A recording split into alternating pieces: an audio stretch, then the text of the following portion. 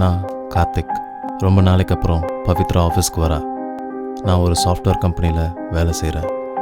நான் வேலை பார்த்ததை விட அவளை பார்த்தது தான் அதிகம்.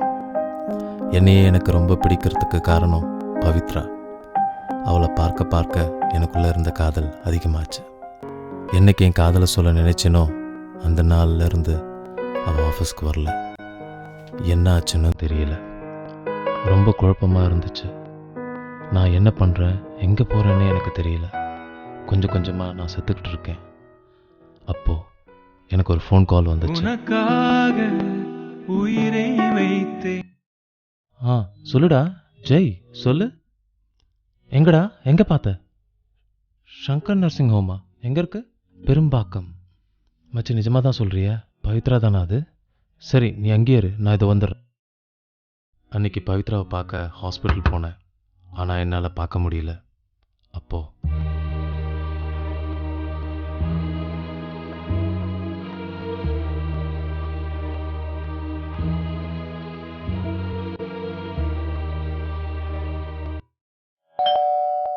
டாக்டரை பார்த்ததுக்கப்புறம் ஒரு தயக்கத்தோட பவித்ரா வீட்டுக்கு போனேன்.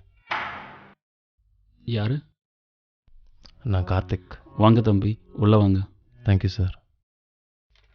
உட்காருங்க தம்பி. ஷூர். சொல்லுங்க தம்பி. நானும் பவித்ராவும் ஒரே ஆஃபீஸில் வேலை செய்கிறோம். டாக்டர் சங்கர் சொன்னார், எல்லாம் சொன்னார். என்ன பண்ணுறது?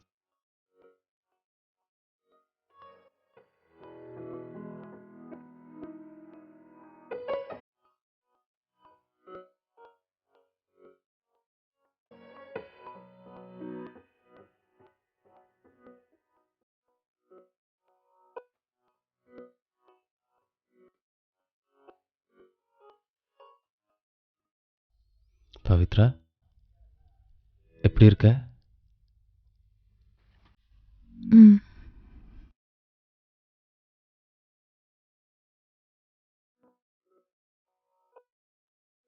நான் அவகிட்ட பேசுறதுக்கு ட்ரை பண்ணேன். ஆனால் அவள் அவ்வளாவே இல்லை.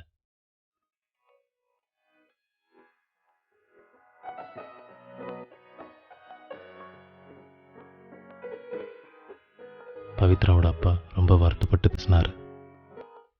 அப்போ நான் கிளம்புறேன் சார், நாளைக்கு வரேன். சரிப்பா. என்னோட ஏக்கம்லாம் என் பவித்ராவை எப்போ பழையபடி பார்ப்பேன்னு இருந்தது. அதுக்கப்புறம் நான் பவித்ரா வீட்டுக்கு தினமும் போக ஆரம்பித்தேன்.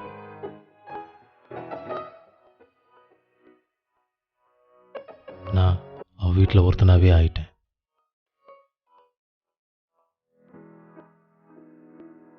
கொஞ்சம் கொஞ்சமாக நான் பவித்ராவை பழைய நிலைமைக்கு கொண்டு வர பார்த்தேன்.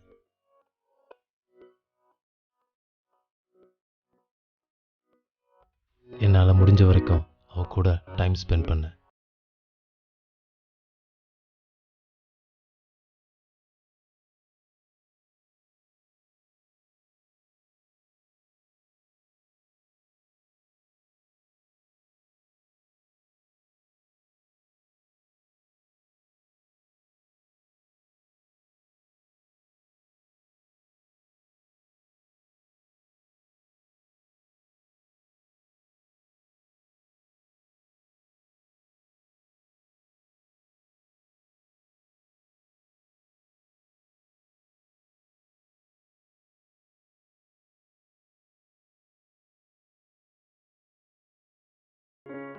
ரொம்ப நாள் ஆச்சுல நீ ஆஃபீஸ் வந்து?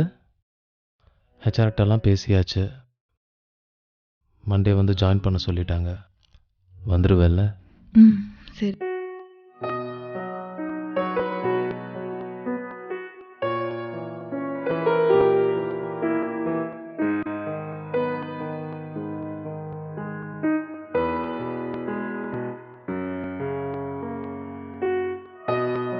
Hi Pavithra, how was your day today?